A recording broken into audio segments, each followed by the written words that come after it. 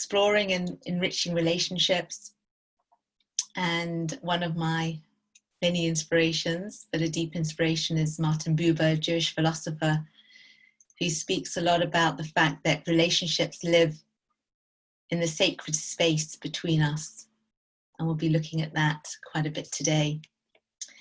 So before we begin, I'd like to introduce those who haven't yet met my brother, my late brother, Sasha Sorrell. Just going to put the screen to the side if you want to put on speaker view so you can see the pictures of my handsome, wonderful brother, Sasha.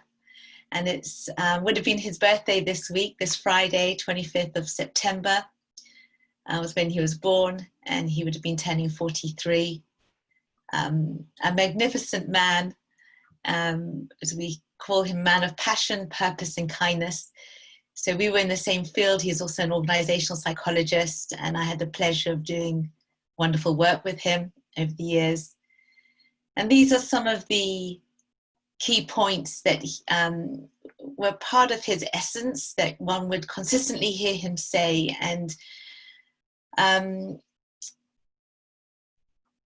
still impact me deeply. And Janine, maybe as I'm going through these, I'll also reignite for you, as for many of you here. But a key thing for Sasha, who had a challenge with bipolar, and he felt that gratitude was the essence of kind of survival, of waking up every day and just really being present to what is good in your life.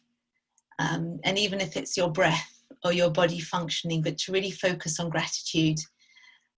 You know, if something's really bad, looking and seeing there's always something else worse off.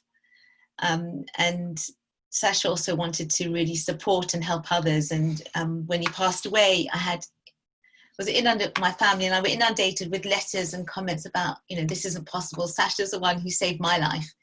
And he really did make a difference in many, many lives.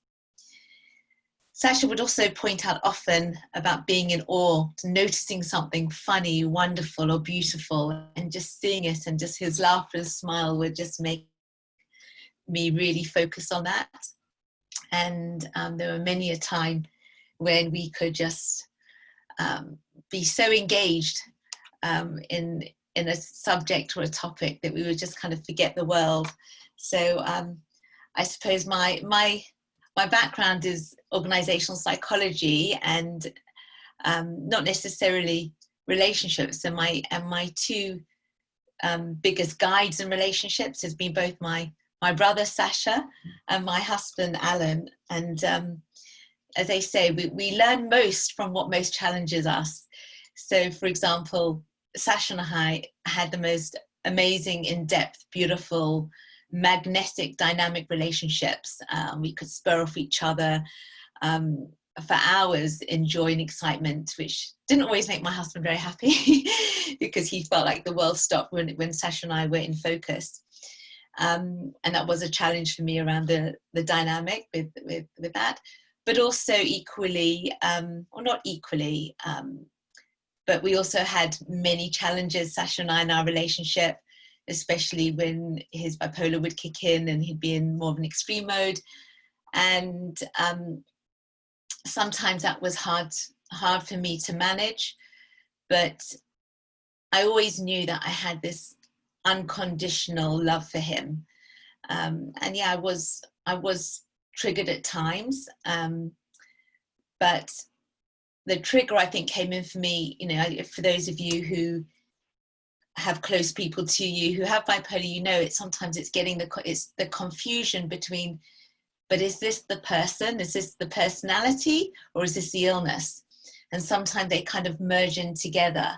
And when they merge, and in that moment of uncertainty, is when the triggers take place, and that's where you have to then regain and think, you know, the love is pure, the love is there, and forgive and embrace and enable and support that person eventually to get back to that center space.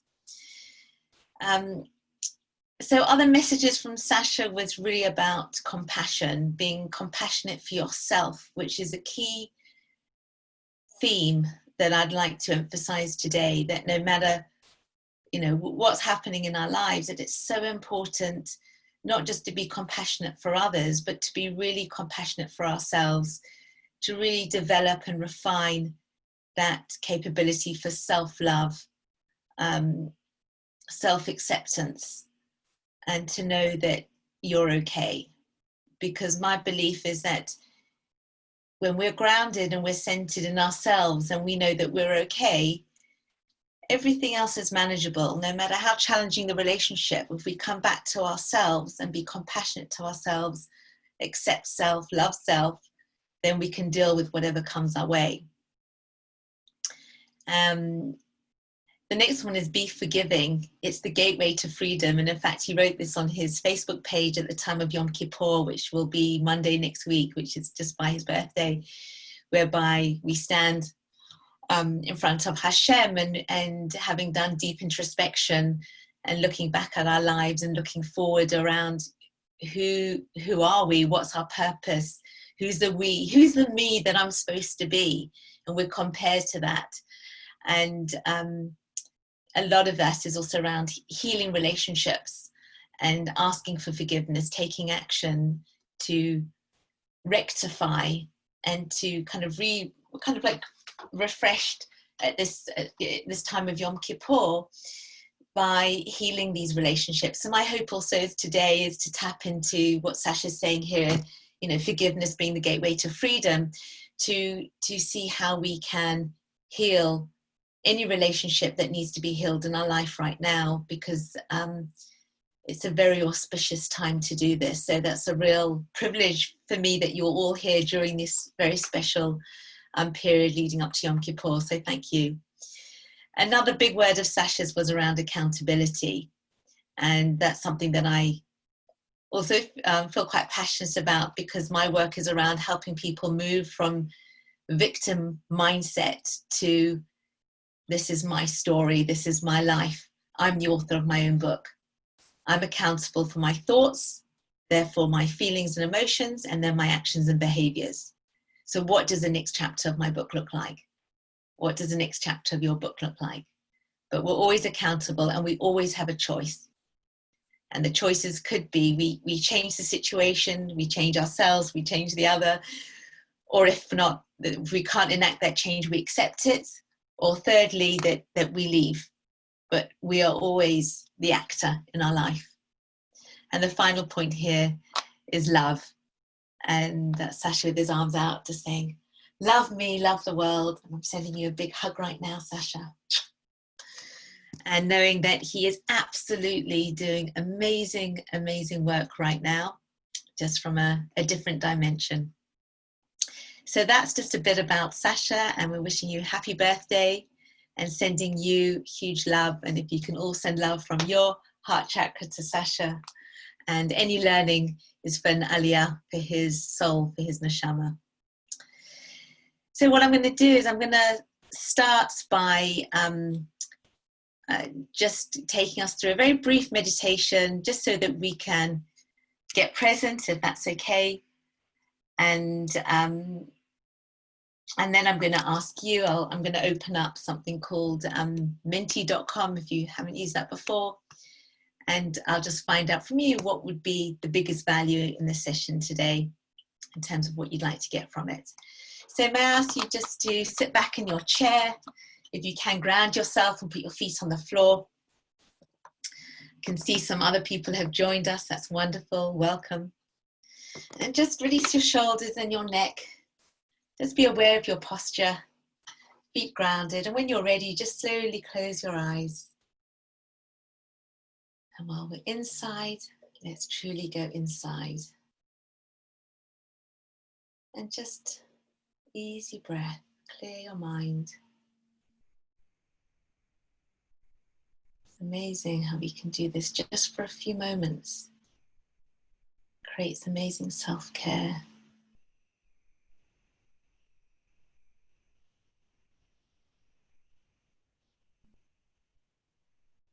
If your mind wanders, just come back to your breath. And just say to yourself, calm mind, calm body.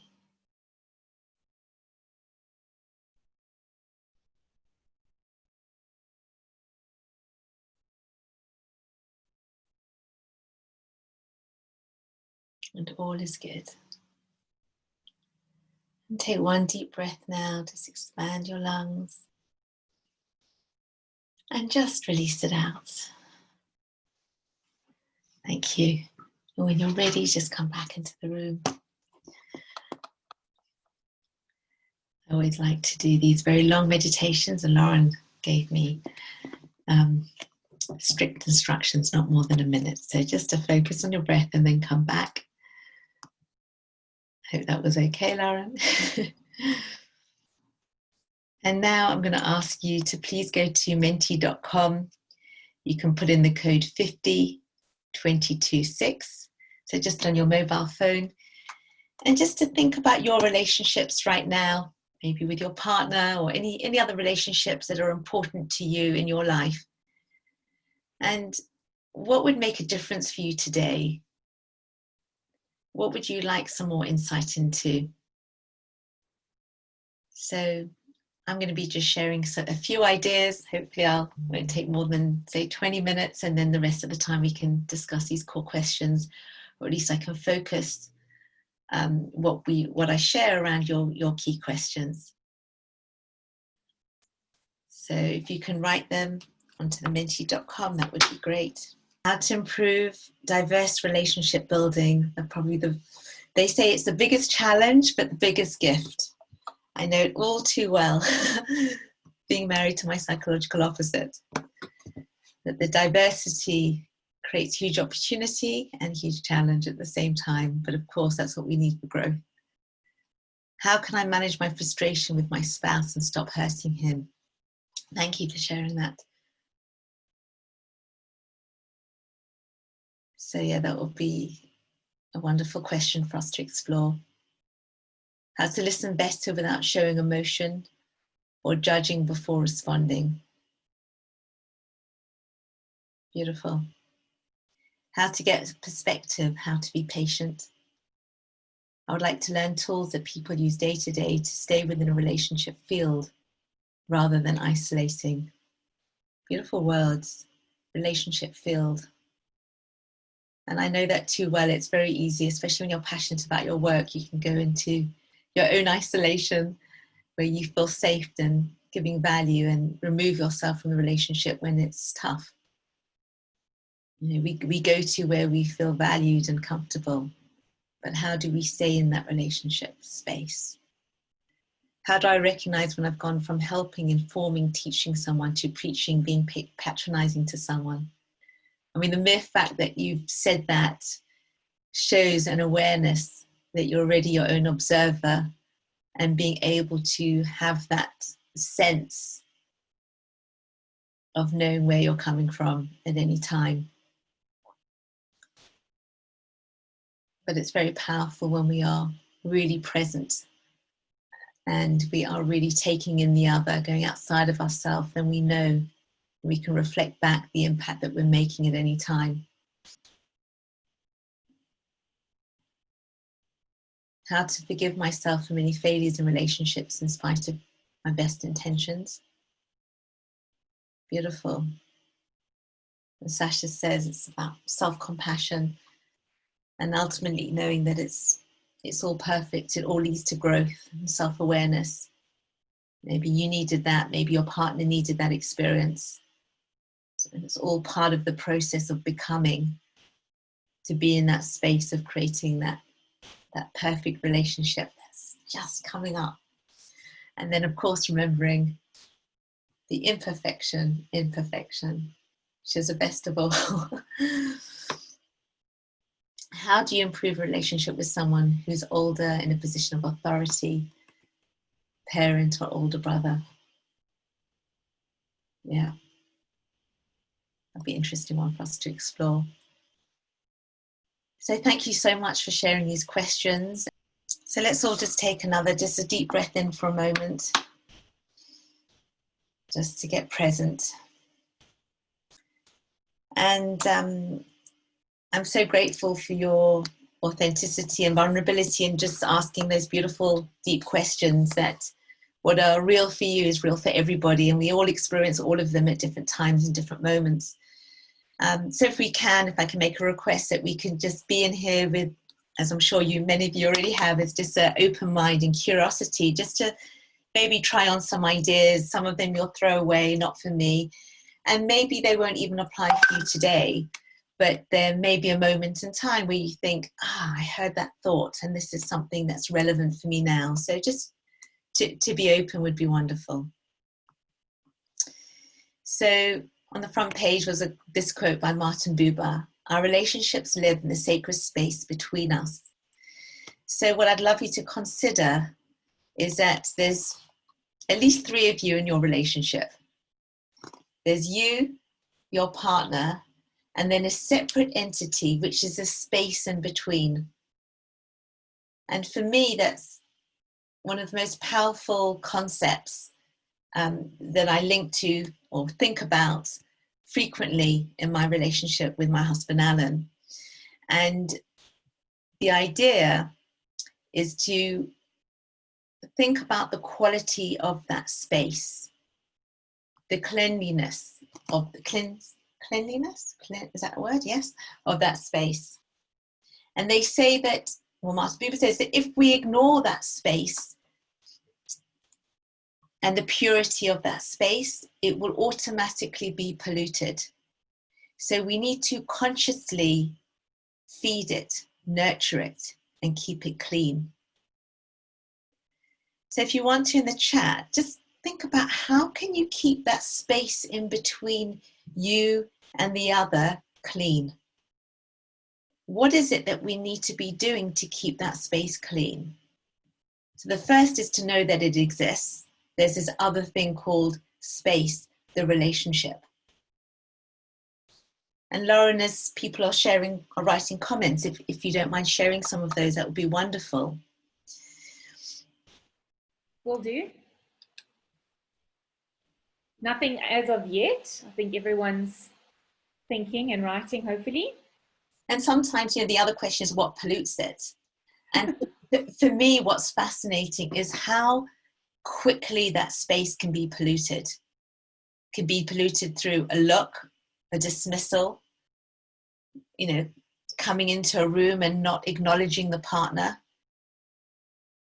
especially if for them that's very important because of their personality type. They like to be valued and respected, but you're on your phone, you're focusing something on something else, and they feel that it's more important. The person on the phone is more important to you than them. This was a big issue for me and Alan at one space and time, and I had to really work on it and recognize. In fact, what we do now is, it's so funny. We have a beautiful, he's not such a puppy anymore. He's 15 months old, Rio. And I'm fascinated around how one so easily falls in love with your dog. I never used to even like touching them because I used to feel that they weren't clean. And now I'm just in love with all dogs. But imagine, if you think about your dog, no matter what you've done, your dog always loves you. You walk in and you know how they're feeling because their tail is wagging and they're so excited to see you. And I said to Alan the other day that I want you to greet me like Rio greets me. I want to see your butt shake and I want to see you go, oh, I'm so happy to see you. Because it's such a lovely experience. And I was thinking, just imagine, that cleans the space in between. Someone showing real joy when they see you. And that's why we love our dogs so much.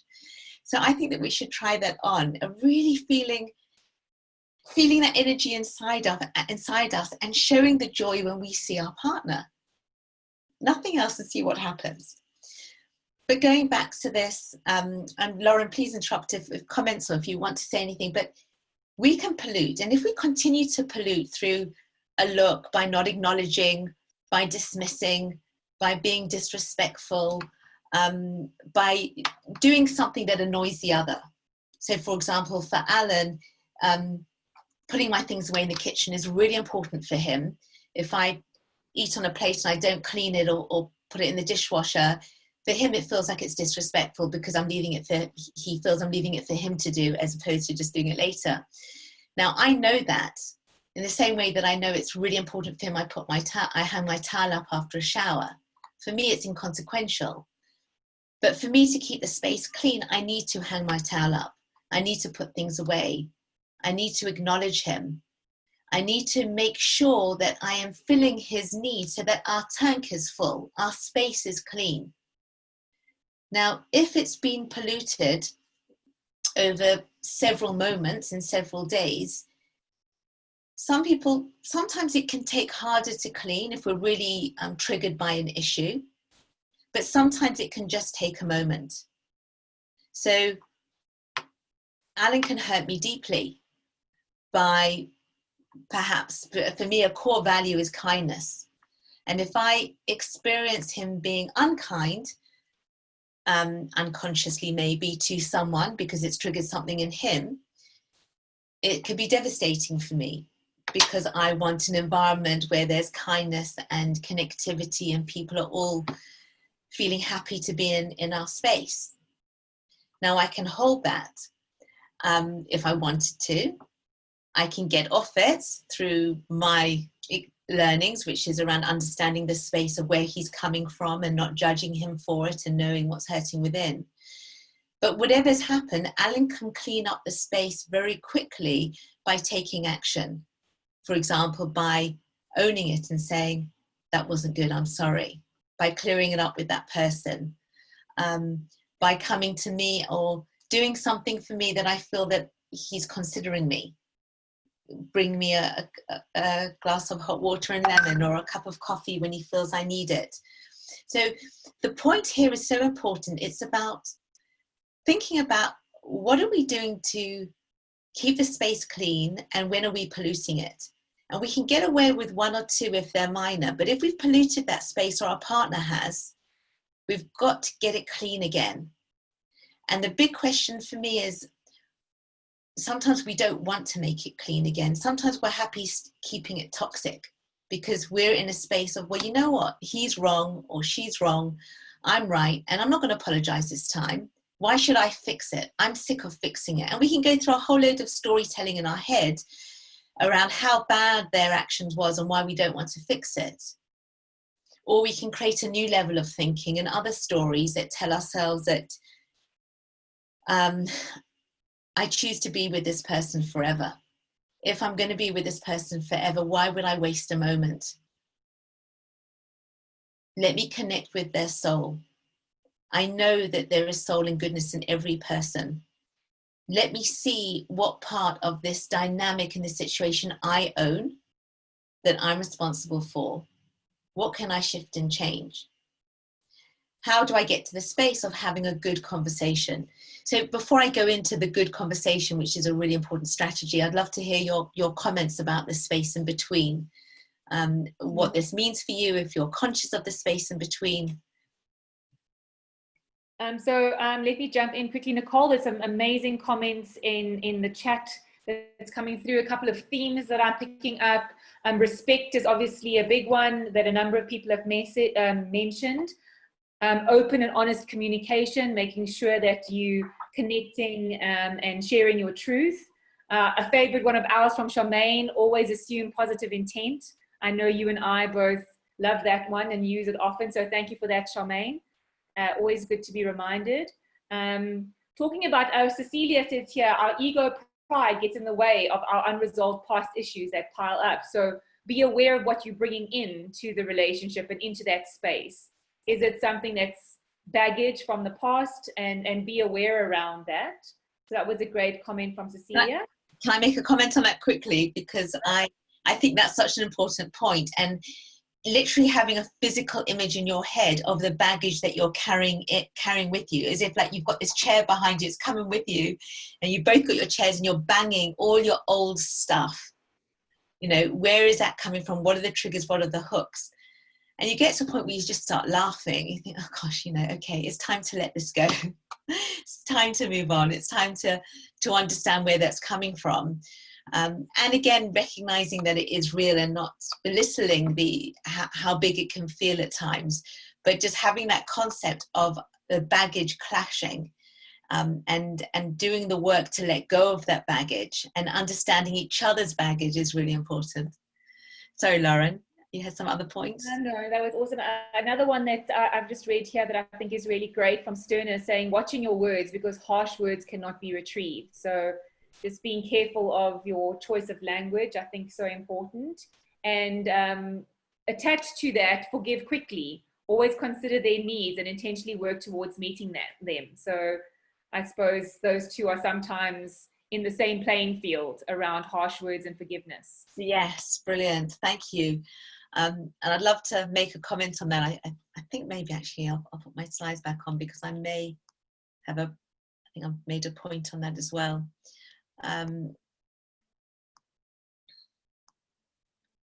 Okay, I'm going to come back to your point, Sam Sterner, on words and harsh words, because that's such a critical point.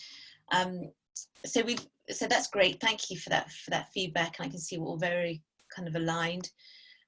Crossing the bridge, imago therapy. I cannot recommend more. It's the most beautiful, powerful process, and you can do this at any time.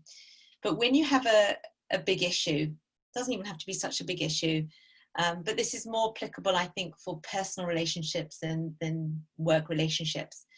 But you ask your partner, you tell them about the process up front, but you say you need to have a conversation with them, that you need them to cross the bridge. So if I'm talking to Alan, I may say,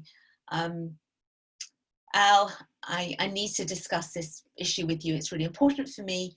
Can we set aside half an hour or 20 minutes, and we'll make a time for it so that it's focused, because you never want to catch someone off guard, and make sure that it is sacred space for them, for both of you, and that it won't be disturbed. And what happens is you speak your truth. You say, this is what happened for me. This is the way I feel. And then the other person, it's set up in a way that there's no judgment. There's nothing to defend, or attack. It's just about listening, just about that. The intention is understanding. So the other person repeats back. There's something very powerful that happens when somebody repeats back to you what they've heard. There's no judgment in that. And they don't have to accept it, but they're repeating back, which shows your understanding. And then you say, so then Alan would repeat back what I said. And then I'll say, yeah, thank you. That's, you got me.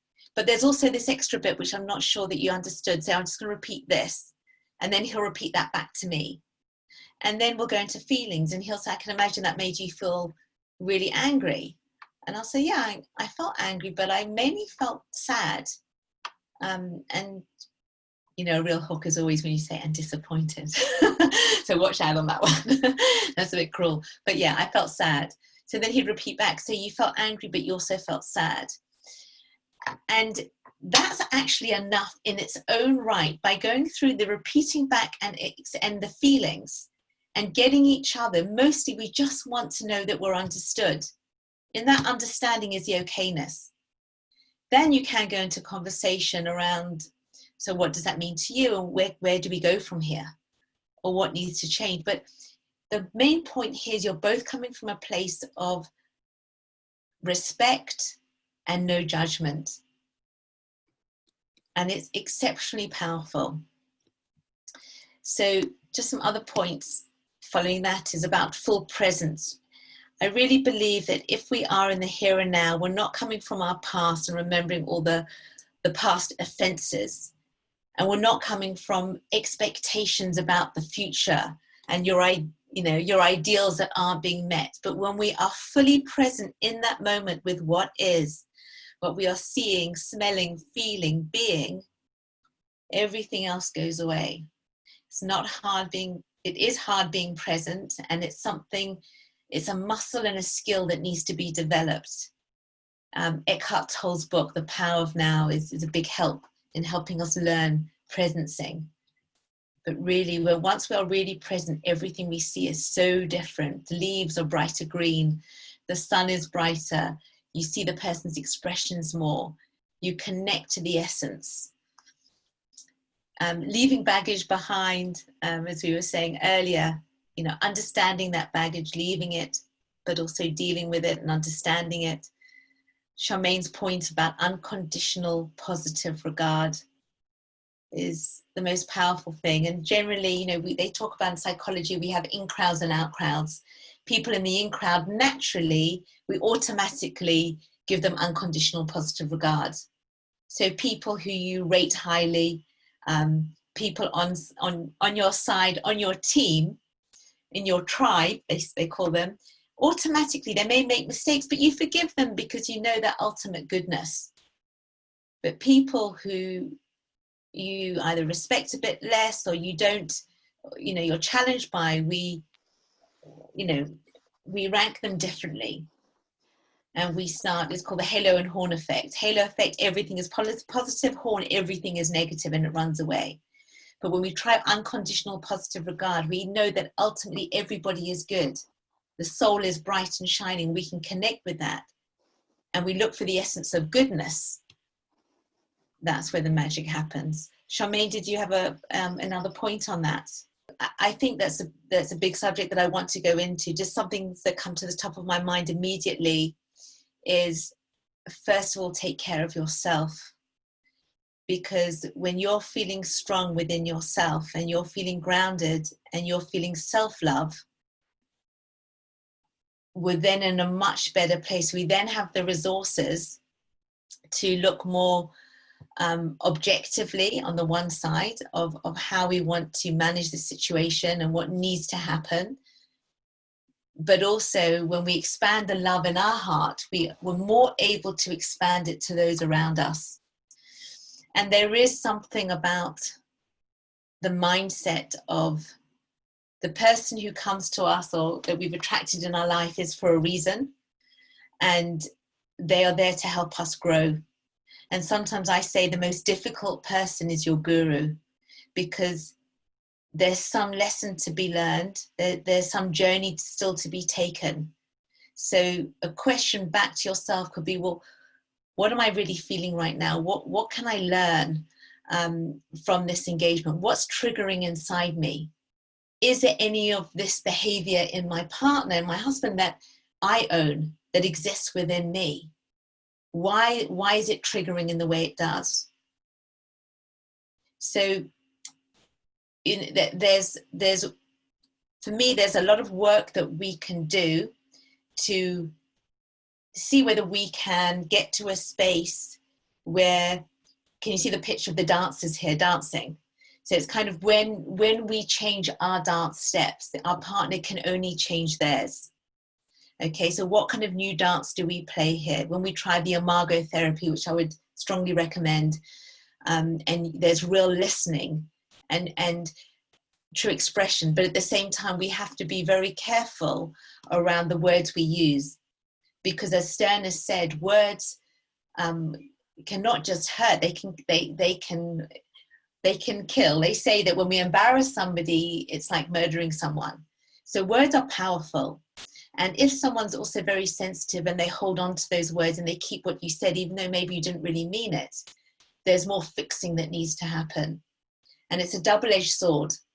So we need to be really aware of our languaging, of the words that we use, so that we don't hurt,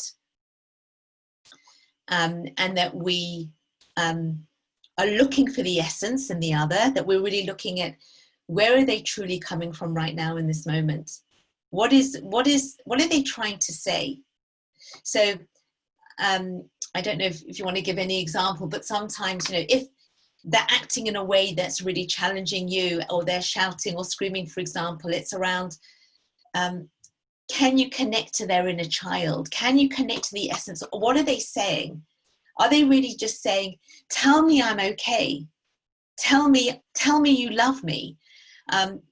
They want you just to give a hug, or they want you to say, I hear you, I'm sorry, or that must be really hard. So there's something around trying to connect with what is really happening behind and beyond what you're seeing. Because whilst we have to be responsible for the words that we use, we also have to give others a benefit of the doubt to recognize that language is also an insufficient means of communication, and people often mess up. They often get it wrong. They use the wrong tone of voice, which can trigger us, the wrong words, but that's not what they intend. They're angry about something completely different, and then they focus it on you because it's just a tipping point. But if we can cut through that and get to the essence of what the need is, we free up space to connect right in there with the soul, from our soul to their soul, and say, I see you. what's really happening here and what conversation do we need to have, or is it just a hug? Is there anything else, Lauren? I learned to work on not accepting the gift of others if those gifts are too demanding in terms of emotional labor. Learn to use your awareness shield. Use breathing to ground and find a narrative to ground yourself during times when a partner is projecting their shadow. And I think it also ties into something Janine said earlier around boundaries, and what you said also around self-care and understanding where that line is and putting yourself in the center, which I think was really, really powerful. Beautiful. And Daniel, thanks for bringing that up around breath and groundedness. And if any of you've been on my other webinars, you've heard what I say about breath and how my children are always saying, Mummy, just stop breathing. So they say, I don't get angry anymore, but I just breathe a lot more. And I think it's the most powerful, important method of coming back, of returning to self. So whether it's a deep breath and just really releasing, breathing out, but so important just to take that space that you need, and activating breath just to calm you, to bring yourself back to self and to lift you up to your higher soul self as well. Because when we are, you know, they say we have different levels of souls, but we have our physical bodily self, and then we have an animal soul, and we have a higher soul. And we want to get to a place of our higher soul, because that's a place where we make better decisions from a better place, from a higher soul place. So breath is a very important channel. Thanks for that. So I'll just share a few more concepts. Just one point that I haven't mentioned here, just about listening until it hurts. Listen, listen, listen, listen. My good friend and colleague, Paul Barber, gave me this line to say, you know, you can never listen enough. And when we're feeling that we're in judgment and we're not able to activate that unconditional positive regard, just really be in that space, like literally amplify your hearing so that you can go beyond and activate and see what that essence is. So I love that concept. This is Viktor Frankl, and we can never meditate enough on this quote.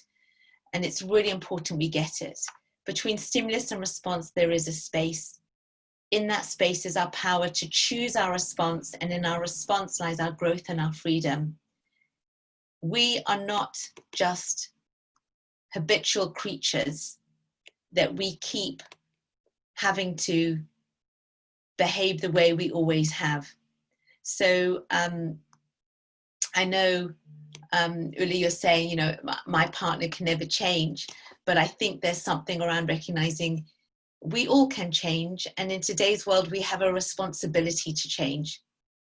So when we say change, maybe it's about more growth, not change, but it's about recognizing that we don't live on an island, that neuroscience has given us all the research and the evidence to show that with neuroplasticity in the brain, to show you how the brain works, we know that new neural pathways can be created at any moment in time to create new behaviors. They do take habitual practice, maybe 60 days of doing a new behavior, but we can change. We do know that that's possible. I'm not saying it's easy, you know, and it does depend on, when we look at our qualities, you know, Lumina too well, to see the extent that we are harnessed and the payoff of our current behavior is too strong for us to change. Sometimes it can be tough.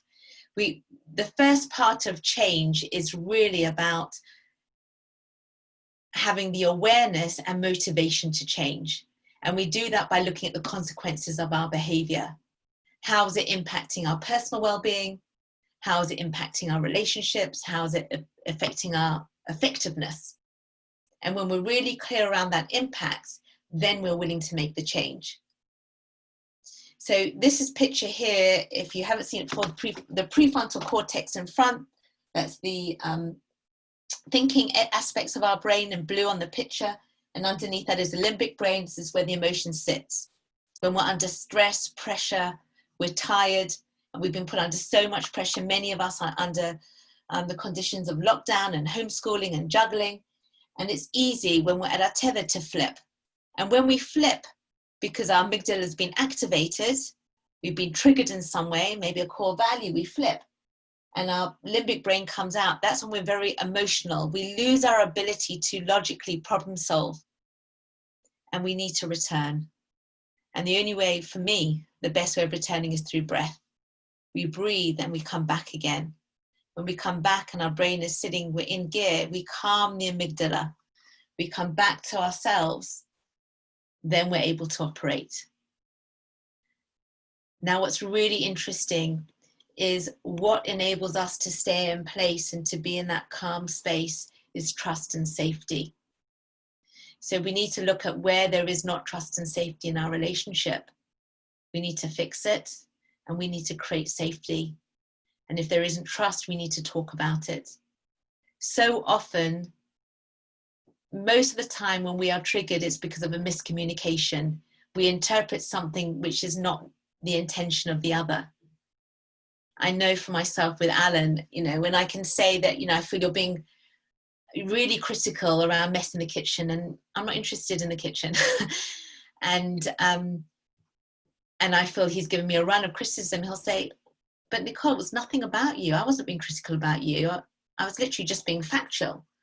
And in his mind, he was just factually giving a commentary about what he sees. There was no judgment. There was no criticism. It was just what he sees. And when I really made that shift, that it's just feedback or him being factual, not criticism, that in my worldview, with my personality, I could say, well, that's been critical. I could see it's just him being, from his perspective, factual. I can shift my story and say, okay, that's the way Alan operates. That's him being Alan. And then I don't get triggered by it. And that creates more trust and safety in the relationship. But sometimes the issues are bigger. They need to be spoken in a safe space, and we need to hear and not come from an aggressive kind of fight or flight or fright mode. We need to be really calm. Never, ever have an important conversation when you're angry. You know what they say, also whenever you're too hungry, too tired, too angry, whatever it is, just don't do it. Wait till you're calm, create that space, and then have that conversation. This is a picture of the mountaintops, which I love, recognizing we all stand on our own mountaintop. For Alan, it's being factual when I view him as being critical in the past. When I see that, when I see the importance of his needs of order, I can easily climb up his mountaintop. He needs to give me a hand up. Yeah, he needs to explain to me, Nicole, this is my world. This is how I see things. This is what I need. I need him to climb up my mountaintop and know that I need spontaneity, fun. I need him to say, Nicole, I love you, even if he doesn't have time to drop into his head and activate and think, do I really love her right now? I don't care, just say it. In my language, the words are enough. Be the puppy and wiggle your bottom when I need you to show me you're excited to see me, even though that's completely out of kilter for him. He'll do it because it's my love language. So, we don't do that too often, in case you think we're a bit strange. It's just something that happened the other day. But can we understand the mountaintops that other people stand on? Then we can let go of the judgment. It's much easier. Then we can climb up. You're not right. You're not wrong. We're just different. Let's chat. So when you are in that place of judgment, just ask what mountaintop are you standing on? So for those of you who know Lumina well, you'll know this model where we measure 24 qualities, but we aggregate it all the way back to 4 for simplicity. So if someone is in their red commanding archetype, there's people who want speed, fast, give me the action, give me the, I haven't got time. When I ask you, how are you? Just tell me you're okay. Don't give me the story. Okay, that's the way that they're operating. And they want you to be brief, be bright, and be gone. If you or your partner's on the opposite side, where you've got this empowering green archetypal energy, you want to be heard, supported, listened to, caring, calmness. So you can immediately feel the dissonance in that psychological opposite, that diverse relationship. It's very hard. So both need to accommodate. And the first stage is about understanding that difference. And then walking over, crossing the bridge, being in the space of the other so that you feel comforted, supported, held. You may be more like my husband, Alan, 100% Conscientious blue energy, it's about process, order, structure, data, facts.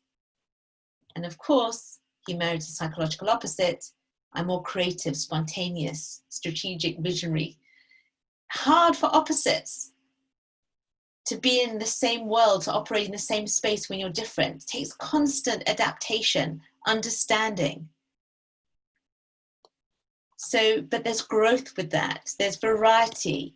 There's more curiosity. If you're just with someone who's like you, you know, there's other problems. Both here, you both want to control, you both don't want to make decisions after you. So there brings in this beautiful dynamic of learning and growth and being with your opposite. It's challenging too, and that's where the growth lies. You know, they talk about the lobster in its shell. It's only when that shell gets too tight and uncomfortable, it goes under the rock and then the shell breaks and they think their life is being destroyed. And suddenly they come out into this whole new rejuvenated lobster, you know? Or the caterpillar thinks when it's in its pupae, it's about to end its life and then suddenly transforms into the butterfly. I love those analogies. So we need struggle for growth.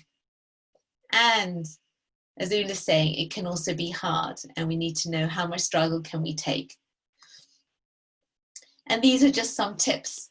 What do we do when we understand where people are coming from? So here I've built from the 4 colors to 8 aspects. So my needs are around exploring possibilities. Don't tell me what you can't do. Tell me what you can do. Let's talk about possibilities. Even if we're never going to do it, let's just talk about it for fun. Whereas here it's about, I can't talk about it for fun if it's not going to be implemented. This has to be real, practical. We need to focus on facts. I need time to think. Don't put me on the spot. Being spontaneous, going with the flow. Well, don't exaggerate. Don't tell me there were millions of dolphins when actually there were 5 or 12. You know, be precise, be your word. Do what you're saying you're going to do and speak intangibles. Extroverted, ask questions, be enthusiastic. Hear me speak because extroverts love their own voice. On the opposite side, and of course we measure both ends, so you can find you're extroverted and introverted, and sometimes you also need quietness, space, quality time. But it's about reading, what does someone need in that space and time? The outcome focus, you know, focus on the solution, be brief, be bright, be gone. Match their space. On the other side, if your partner's more, you know, green, give them positive feedback, show that you care. So this is just showing, you know, we have this splash app. If any of you haven't got your portraits yet and you want to look at your splashes, please ask Lauren or Romy in the chat here, and we'll organize a complimentary taster portrait for you so that you and your partner can compare your splash here. So you're seeing Alan's portrait coming up, and I can click on this and see all his discipline and his introversion. And then, you know, suddenly now we compare it with mine, and you can see so clearly that he's unconsciously or consciously chosen his complete opposites. Mentioned the butterfly earlier. We make a beautiful butterfly together, but we are complete psychological opposites. It's hard work, constant adaptation, but the value and the gifts are endless. I believe I've taught Alan to be more open. I've helped him drop from head to heart. He's taught me how to breathe more, how to be present. The world of facts has value. Being organized and structured creates more space. But of course, as you also just saw now as it flicked by, how when we're overextended, we go completely opposites. I become more chaotic and, you know, maybe overly spontaneous and unfocused and more impulsive, whereas he becomes much more discipline driven and much more tightly focused and more rigid. So when we're both under pressure, it creates more strain. So how do we stay calm? How do we use breath? Or how do we remove ourselves from each other when we know we're stressed and not going to show up ourselves? Wait till we can return in order to engage. So something for you to think about, you know, for your other. What are their top colors and aspects? How can you adapt just from a color perspective to help meet their needs? And of course, equally, how can you communicate your needs? And that's why, you know, we want people to heal relationships. We'd love you to do this. within the next week to really compare your splashes and have that wonderful conversation. The main point of the splash is to open up a dialogue for safe conversation, where you can laugh at yourselves and laugh at each other, laugh at your beautiful graphs and how different you are or how similar you are, and have a real conversation around what you need a bit more of and what you need a bit less of in each other. Alan needs me to be more grounded and factual. I know that I need to give him time to reflect. I don't ask multiple questions anymore. Even in speaking about it, you can hear I'm speaking slower. I listen more acutely, which takes energy from me. I make sure that I drop what I'm doing and I give him focused attention. And I know that I've dirtied the space in between if he hasn't had enough of my focused time during one day, because I've been busy in meetings and calls all day or busy with the kids. I need to make that space and sit down and say, how you doing? What's up? So these are just some ideas. And if you can, just write for yourself, what are the 1 or 2 things that you can do? I'm aware of time, so just briefly, the 5 love languages. I always speak about Gary Chapman. He's written several books, also great for kids. Words of affirmation, quality time, acts of service, physical touch, giving and receiving gifts. Know your own language. What's your dominant language? It will link into your Lumina colors as well. Because, and we would say that in the same way with Lumina, we're on both ends and we have multiple areas. You will have multiple love languages, but your dominant one you tend to use, especially in your love relationship with others. And if theirs doesn't match yours, they may never feel loved. So, for example, Shanti is on the call now. Hers is different from mine. So I hope you don't mind me saying this, Shanti, but you know, mine is very much physical touch. I love a good hug, words of affirmation, you know, so I love saying wonderful things and giving feedback and just saying, I love you, I love you, I love you. And if that's not the other person's love language, they can never feel loved. So Shanti matched Alan's, which is about quality time, for example. That was one. And I could see the richness develop in their relationship as Shanti grew. And now I know it's critical for me to have quality time with Shanti that's literally focused quality time, not ad hoc quality time where I think I'm having quality time because I'm checking in and saying, hi Shanti, how are you?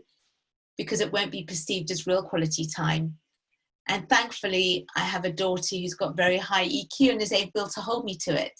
And who will say, Mum, you're not focused right now. You know, stop, put your phone down. Or don't do that. Look at me. I need your time. And we go out together, we have walks, or we go to restaurants together where we can just focus on that being. And I know that's more important for her than my other daughter, who's very happy just to have a cuddle and talk about all wonderful things and, you know, fairies and love. And then my son is totally about acts of service. It's important that I make him his special foods, for example. Anyway, so just know your own love language, and so that you know when it meets others or when it doesn't meet others, so that you can match theirs and make sure that you're fulfilling it. Look and notice, what are they doing? Are we doing enough of it? Because there needs to be a match. So just in summary, these are some points that I feel are valuable when we are struggling in our relationships. And maybe you can look and take one of these on. So I've got a picture of this eye here. In fact, Charmaine, it was Sam and your team who found this beautiful picture. We use this when we look at the quote of the Stephen Covey's quote around, the world is not as it is, it's as you are. But I like this around, I see you, I see who you are, I see your essence, I see your need, but I also see me, and I matter and I count. And I'm grounded and I take care of myself and I express my needs. And when things are out of kilter, I create space so we can have an honest conversation. So I know myself. I know my limiting core beliefs. I know what my triggers are so that I can manage those and release them and set myself free from them and not project onto others. I accept myself and I accept you for your essence. I trust you. I trust you deeply, and I know who you are because I know your essence. And if you don't trust, you need to do the work to get to that place of trust. You need to have the conversations because that's so important. I hear you. I am listening. I am asking. I ask of you, but I hear you. I'm listening. I'm listening deeply, and I'll ask more questions. I want you. We have to show that there's a desire. It's like, I choose you. You are the person that I want in my life. You are the person that I want to be with. I want to be in relation with. And there's nothing that feels greater for another person than to be wanted, to be chosen. And we need to be chosen again and again and again.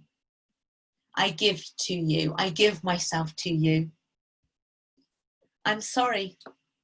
Forgive me. I'm human and I've messed up many, many, many, many, many times. I acknowledge that I've messed up. I regret that I've messed up. And I'm going to really try not doing it again. And I call that ARN. Acknowledge, regret, commit to not doing it again. Linede, which is not with an oath, but I'm going to do my best to. And if I'm not doing it, hold me to account and help me. Be on this journey with me, because I want to be better than I am. I want to grow, and I want to grow with you. And I thank you. And look for gratitude all the time. Look for the good things.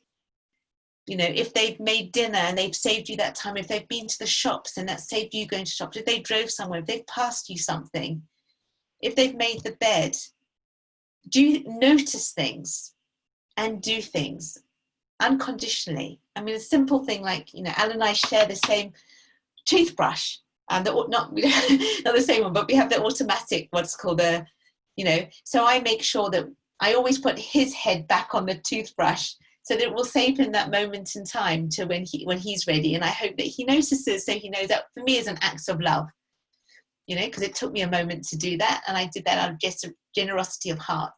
So what is it that we can do for the other? How can we acknowledge them and thank them and see things that we may not have noticed? I noticed that you did that for me. Thank you. I noticed you hung your towel up today. I noticed that you spent time with Ora doing her homework. And I really appreciate that. Whatever it is, notice and thank.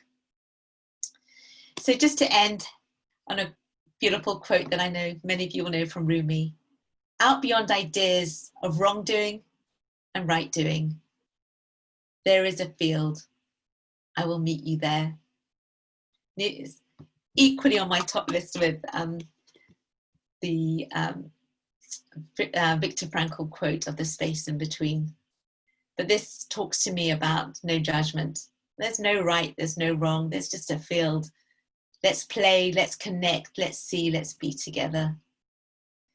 So if you'd love to see if there are any key questions, Lauren, that you've picked up that we can discuss that could be useful. Or any questions? So one question that came through was, how can we use Lumina Emotion to help us understand our relationships? So Lumina Emotion is very powerful. It's another offering of Lumina. If you're interested, or you don't have one, we don't offer that to everybody actually, because it needs quite an in-depth coaching session.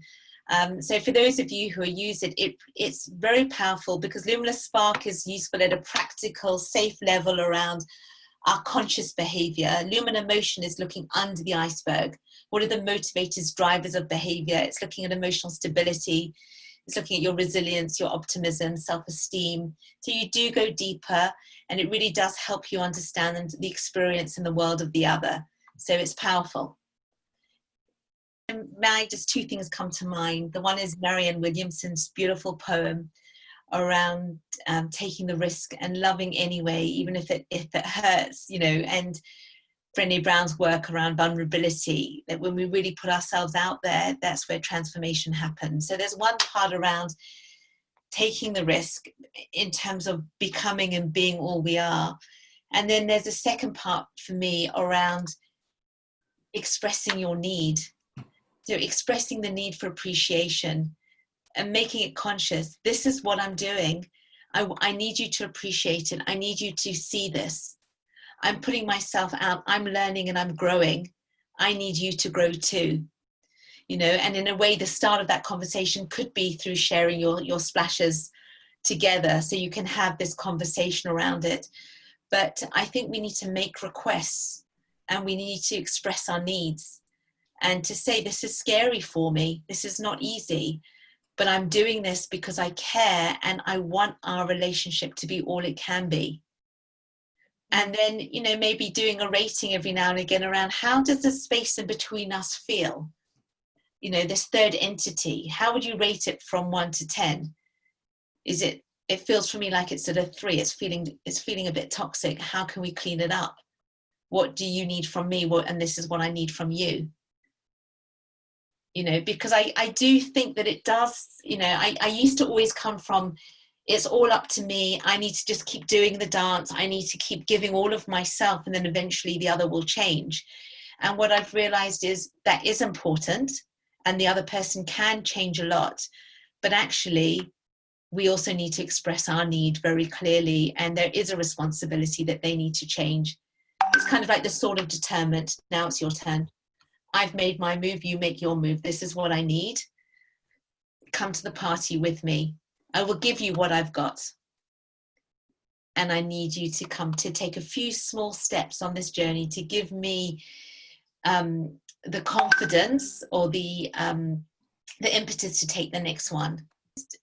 We can't expect the other person to change. You know, ultimately, I still believe, I suppose, that we can only change ourselves. We can't change the other.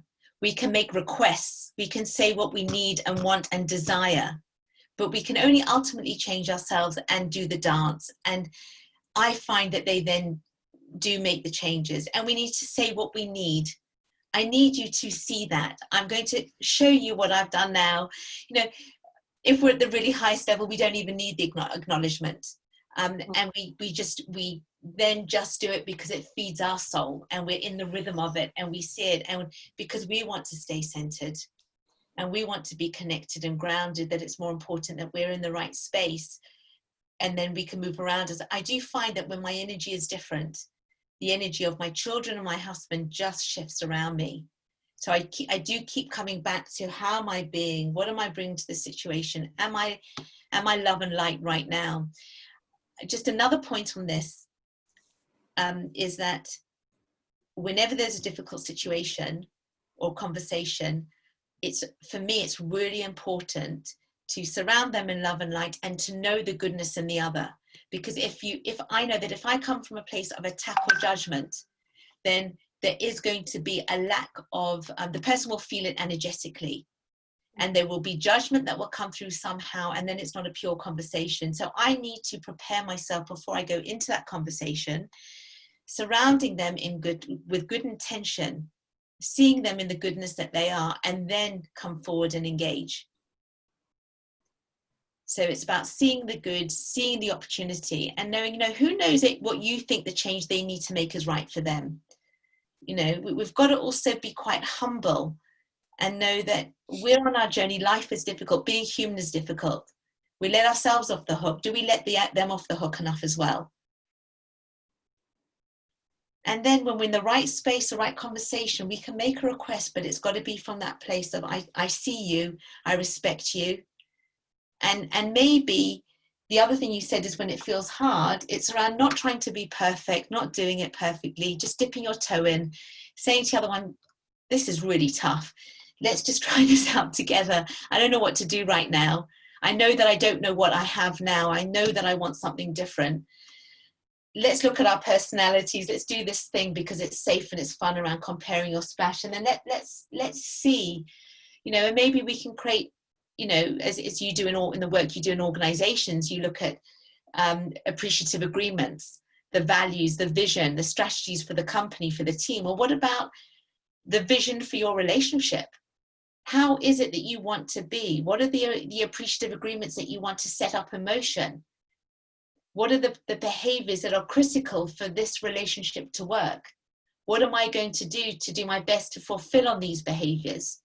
Then I look at my portrait maybe and I say, look, this is what is really hard for me, to be tidy. And I know that's really important for you. So this is what I'm going to do. And this is what I'm going to put in action when I'm not. Or for me, it's to be acknowledged or to be appreciated. Quality, whatever it is that we need. And, you know, you have these agreements between you, and then you see, okay, how do we get there? It's like what do they call it? And doing new nuptials, you know, what does our relationship look like? How do we do this thing together? How do we do this dance of life together? You know, for me, the other key thing is life is so precious. Every moment is so precious. And we know that now with COVID, everything can change in an instant. We better make the most of now. We better be present right now and know that, is this really worth it? I don't want anger. I don't want coming apart. I want coming together. I want connection. I want love. How do we come together and create the space that feeds my soul and feeds your soul? But ultimately, I'm still going to go back to, and I do struggle with it, but ultimately I do believe that when we are really in the right space ourselves, we know who we are centered and feeling whole. And I'm holding my amethyst crystal right now, and I've got my rose quartz stone, but when they ground me and I'm here, I think things shift around me, because then I become clear around what relationships I want in my life. I know who I need and want around me, and they become clear around whether it's resonating between us or not. Let's set up another one for the 7th of October at 4 o'clock. And if there are, Lauren will gather the questions, so you can keep sending them through to us. We'll try and group them. And then instead of me sharing the concepts, we can just put them on the table, have conversations. And then here, there's so many people here who've got a lot of wisdom around relationships. I'm also very happy to bring in guest speakers. I know some wonderful, psychologists also who work with relationships who we can invite, or we can just have open conversations together. So these are some of the learnings. If you can see the screen: love energy, awareness, good reminders, shared perspectives, awareness of love languages, listen until it hurts, to watch your words. Beautifully done, thank you. What else is coming up here? Enjoying the real cases, okay. Warmth, lovely. And anything else that you're going to apply, be lovely to capture that, to understand that. So whilst these are being shared, which is beautiful and really, really appreciated, it's so nice as many of you are facilitators, and it's so lovely for us to get feedback and to know the experience of those participating and that there's been value. And I pray for David Ben Arieh Cohen, that's my brother Sasha, Baruch Diana Met, that this can be an aliyah your neshama, and that we can all keep growing in our relationships and loving and being human, and the relationship with ourselves. Be kind and good to yourself. You know, a comment I used to always make to Sasha was to go gently, and it's somehow become something that I've reflected back to myself now about going gently, as I've been taking on a lot more practices around earthing and around breath, and taking time out to do Pilates, creating more space in my diary. I do have some of the back-to-back 12-hour days, but then I'll make sure the next day that I have a few hours off just for myself. So really looking and seeing, what do you need in the relationship with yourself, so that you really can give the best of yourself also to those around you and to your relationships. So I'm going to say thank you so much for your precious, precious time. And I hope that you can take some of these key learnings and ignite your relationships in some meaningful way, and have some good hugs tonight, and good conversations, and real listening, and really seeing with our full perspective the other.